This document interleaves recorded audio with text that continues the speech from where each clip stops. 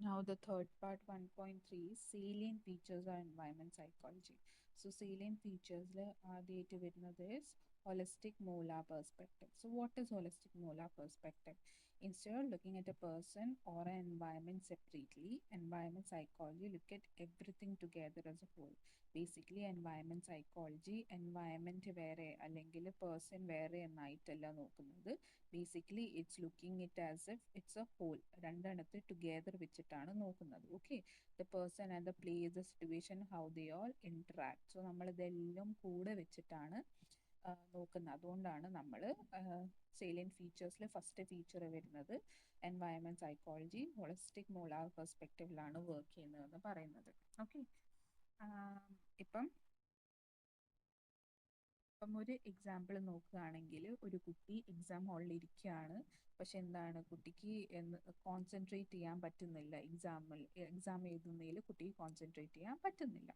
Okay, so അതിന് എത്രയോ reasons ഉണ്ടായിരിക്കാം. മേ ബി ആ എക്സാം ഹാള് നല്ല നോയ്സി ആയിരിക്കാം, അല്ലെങ്കിൽ ലൈറ്റിംഗ്, അവിടുത്തെ ആ എക്സാം ഹാളിലെ റൈറ്റിംഗ് നല്ലോണം പുവർ ആയിരിക്കാം, അല്ലെങ്കിൽ ആ കുട്ടി ഇരിക്കുന്ന ചെയർ നല്ല അൺകംഫർട്ടബിൾ ആയിരിക്കാം, അല്ലെങ്കിൽ എന്താണ് ഈ എത്രയോ ആൾക്കാരെ കണ്ടിട്ട് ആ കുട്ടി ക്രൗഡിനെ കണ്ടിട്ട് ആൻഷ്യസ് ആയിട്ട് ഫീൽ ചെയ്യാം.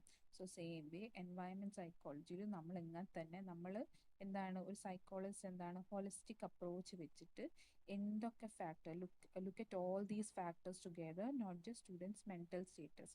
സോ നമ്മൾ കുട്ടീൻ്റെ മെന്റൽ സ്റ്റേറ്റസ് മാത്രമല്ല, നമ്മൾ അതിൻ്റെ സറൗണ്ടിങ്ങിൽ നിൽക്കുന്ന കാര്യങ്ങളും കൂടി അനലൈസ് ചെയ്തിട്ടാണ് എന്ത് ചെയ്യുന്നത്, അതിനൊരു ഹോളിസ്റ്റിക് അപ്രോച്ച് കണ്ടെത്തുന്നതെന്നാണ് ഇതിൽ പറഞ്ഞിരിക്കുന്നത്. ഓക്കെ, സോ നമ്മൾ എന്താ ചെയ്യുന്നത്, ഹോളിസ്റ്റിക് മോളാർ പെർസ്പെക്റ്റീവിൽ നമ്മൾ എൻവയറമെന്റ് വേറെ എന്താ പേഴ്സൺ വേറെ എന്ന് വെച്ചിട്ടല്ല, നമ്മൾ ഇത് രണ്ടെണ്ണത്തിൻ്റെതും ഇടയിലുള്ള എന്താണ് ഇന്ററാക്ഷനും സിറ്റുവേഷനും പ്ലേസസും എല്ലാം കൂടി വെച്ചിട്ടാണ് നമ്മൾ എൻവയറമെന്റ് സൈക്കോളജി പഠിക്കുന്നത്. സോ ഫസ്റ്റ് പോയിന്റ് എന്താണ്, സീലിയൻ ഫീച്ചേഴ്സ് എൻവയറമെന്റ് സൈക്കോളജിന്റെ the first is holistic molar perspective. Okay, പിന്നെ സെക്കൻഡ് ആണ് അപ്ലൈഡ് പ്രോബ്ലം സോൾവിങ് പെർസ്പെക്റ്റീവ്. അടുത്ത എൻവയറമെന്റ് സൈക്കോളജിന്റെ സീലിയൻ ഫീച്ചർ എന്താണ്, അപ്ലൈഡ് ആണ് ആൻഡ് പ്രോബ്ലം സോൾവിങ് പെർസ്പെക്റ്റീവ് ആണ് എൻവയറമെന്റ് സൈക്കോളജിയിലുള്ളത്. ഓക്കെ, ഇതിന്റെ മീനിങ് എന്താന്ന് വെച്ചിട്ടുണ്ടെങ്കിൽ environment psychology doesn't just focus on theory, it wants to solve real world problems. It applies psychology to improve how people feel, function in different spaces. So എന്താണ് environment psychology ഒരു സൈക്കോളജിന്റെ തിയറിയോ അല്ലെങ്കിൽ ഒരു basic ആയിട്ടുള്ള theory വെച്ചിട്ടല്ല focus ചെയ്യുന്നത്. Instead ഒരു real life, നമ്മൾ real എൻവയൺമെന്റിൽ നടക്കുന്ന ഇഷ്യൂസും പ്രോബ്ലംസും വെച്ചിട്ട് ഇറ്റ് അപ്ലൈ സൈക്കോളജി. ഇത് സൈക്കോളജി അപ്ലൈ ചെയ്തിട്ട് എങ്ങനെയാണ് ആൾക്കാർക്ക് വേണ്ടി ഇത് നമ്മൾ ഇംപ്രൂവ് ചെയ്ത് കൊടുക്കേണ്ടത്, നമ്മളെ എൻവയൺമെന്റ് ഇംപ്രൂവ് ചെയ്ത് കൊടുക്കേണ്ടതെന്നാണ് നമ്മൾ എൻവയൺമെന്റ് സൈക്കോളജിയിൽ പഠിക്കുന്നത്. ഓക്കെ,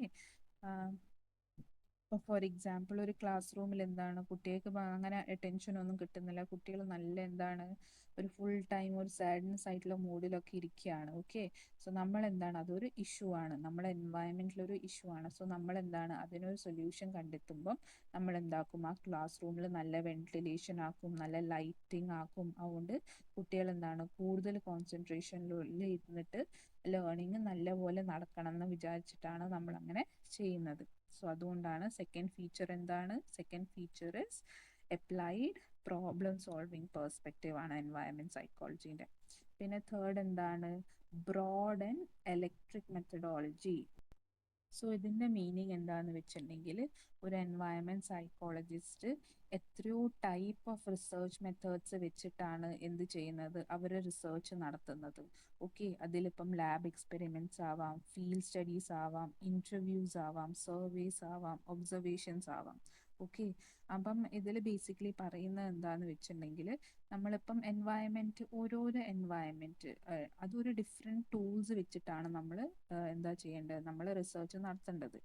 ഓക്കെ, ഇപ്പം എന്താണ് ഇപ്പോൾ ഒരു ക്ലാസ് റൂം ഒരു ക്രൗഡിൻ്റെ ഇടയിലുള്ള ഒരു നല്ല ക്രൗഡഡ് ആയിട്ടുള്ള ക്ലാസ് റൂമിൽ കുട്ടികളെ ബിഹേവിയർ എങ്ങനെയാണെന്നും ആ കുട്ടി വീട്ടിൽ പോയിട്ട് ഒരു ബെഡ്റൂമിലെ കുട്ടീൻ്റെ ബിഹേവിയർ എങ്ങനെയാണെന്നും നമ്മൾ എന്ത് ചെയ്യണം, ഡിഫറെൻറ്റ് ടൂൾസ് വെച്ചിട്ടാണ് നമ്മൾ സ്റ്റഡി ചെയ്യേണ്ടത്. ഓക്കെ, നമ്മൾ എന്താ ഒരു ടൂള് വെച്ചിട്ട് തന്നെ നമുക്ക് സ്റ്റഡി ചെയ്യാൻ പറ്റില്ല.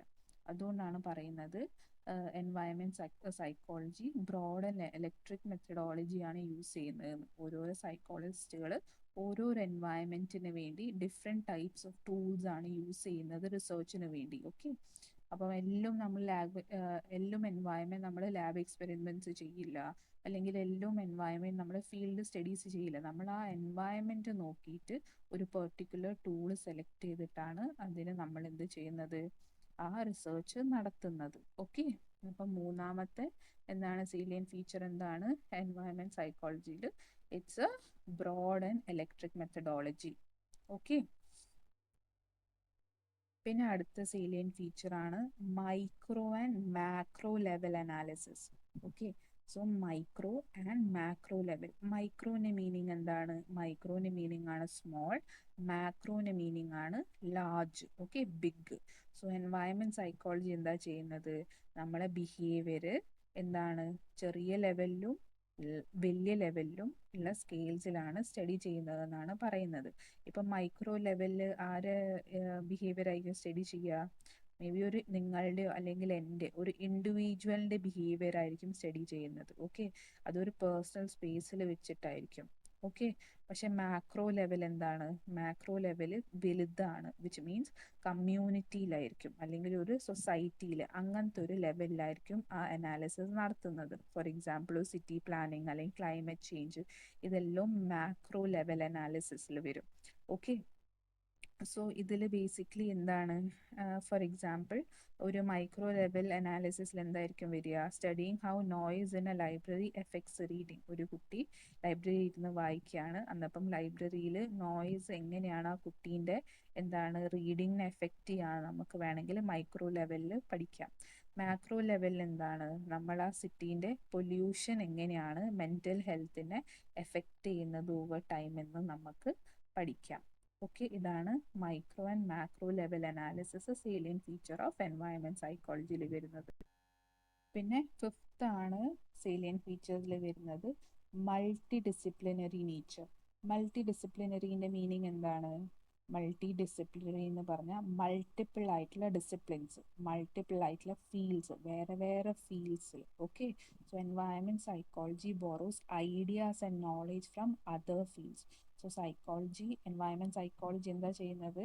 നമ്മളെ ഫീൽഡ്, സൈക്കോളജിൻ്റെ ഫീൽഡ് അല്ലാണ്ട് തന്നെ വേറെ വേറെ ഫീൽഡ്സിന് നമുക്ക് നോളജ് ബോറോ ചെയ്യുന്നുണ്ട്. ഓക്കെ, ഇതിപ്പം സോഷ്യോളജി ആയിക്കോട്ടെ, ജിയോഗ്രഫി ആയിക്കോട്ടെ, എൻവയൺമെൻറ്റ് സയൻസ് ആയിക്കോട്ടെ, ആർക്കിടെക്ചർ ആയിക്കോട്ടെ, ഇതെല്ലാത്തിനും നമ്മൾ എന്താ ചെയ്യുന്നത്? എൻവയൺമെൻറ്റ് സൈക്കോളജി ഇവരെല്ലാം സബ്ജക്ട്സ് എന്നും ഈ എല്ലാം ഫീൽഡ്സ് എന്നും നമ്മൾ ഐഡിയാസ് ബോറോ ചെയ്യാണ് നമുക്ക് നോളജ് കിട്ടാൻ വേണ്ടി. ഓക്കെ, അപ്പം ഇത് എങ്ങനെയാണ് നമുക്ക് ഹെൽപ്പ് ചെയ്യുന്നത്?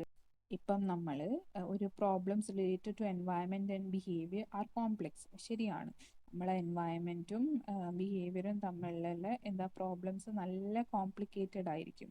സോ നമ്മൾ എന്താണ് ഈ മൾട്ടി ഡിസിപ്ലിനറി കാര്യങ്ങൾ വേറെ വേറെ ഫീൽഡ്സിൽ നിന്ന് നമുക്ക് എന്താ ചെയ്യാം? നമുക്ക് expert working together to find effective solution. So ഈ എല്ലാം ഫീൽഡ്സ്, സോഷ്യോളജി ആയിക്കോട്ടെ, ജിയോഗ്രഫി ആയിക്കോട്ടെ, ഈ ഫീൽഡ്സ് നിന്നെല്ലാം നമുക്ക് വേണ്ട ഫീൽഡ്സ് നിന്നെല്ലാം നമുക്ക് എന്ത് ചെയ്യാം? നോളജ് ഗെയിൻ ചെയ്തിട്ട് ഒരു സൊല്യൂഷൻ കണ്ടുപിടിക്കാൻ നോക്കാം. ഓക്കെ, ഫോർ എക്സാമ്പിൾ ഇപ്പം ആർക്കിടെക്ചർ ആയിരിക്കട്ടെ. ഓക്കെ, ആർക്കിടെക്ചർ നമ്മൾ എങ്ങനെയാണ് എൻവയൺമെൻറ്റ് സൈക്കോളജിയിൽ യൂസ് ചെയ്യുന്നത്? ഞാൻ നേരത്തെ പറഞ്ഞിട്ടുണ്ടായിരുന്നു. ഇപ്പം നമ്മളൊരു ക്ലാസ് റൂം നല്ല ഡള്ളാകുന്ന ക്ലാസ് റൂമാണ്, കുട്ടികൾക്ക് പഠിക്കാൻ ഒരു മൂഡും ഇല്ല, ഒന്നുമില്ല. സോ അവരെന്താ ചെയ്യുന്നത്? ആ ക്ലാസ് റൂം ആർക്കിടെക്ചേഴ്സ് എന്ത് ചെയ്യുന്നുണ്ട്? ആ ക്ലാസ് റൂം ബ്രൈറ്റ് ആക്കി കുട്ടികൾ കംഫർട്ടബിൾ ആയിട്ടുള്ള ചെയർസ് കൊടുത്തിട്ട് എന്ത് ചെയ്യുന്നുണ്ട്? ഒരു നല്ല ഹെൽത്തി ആയിട്ടുള്ള എൻവയൺമെൻറ്റ് ക്രിയേറ്റ് ചെയ്യുന്നുണ്ട്. ഓക്കെ, ഇപ്പം സോഷ്യോളജി ആണെങ്കിൽ എന്തായിരിക്കും? ഈ കുട്ടികളെ ബിഹേവിയർ നമ്മൾ എന്ത് ചെയ്യും? കുട്ടികളെ ബിഹേവിയർ, ഈ കുട്ടികൾ സ്കൂളിൽ ഇരിക്കുന്ന സമയത്ത് ഈ കുട്ടികൾ എങ്ങനെയാണ് അങ്ങോട്ടും ഇൻട്രാക്ട് ചെയ്യുന്നത് എന്നുള്ള കാര്യങ്ങൾ നമ്മൾ സൈക്കോളജിസ്റ്റ് എന്ത് ചെയ്യും? സ്റ്റഡി ചെയ്യും. ഓക്കെ, ഇതാണ് ബേസിക്കലി സേലിയൻ ഫീച്ചേഴ്സ് ഓഫ് എൻവയൺമെൻറ്റ് സൈക്കോളജിയിലുള്ളത്.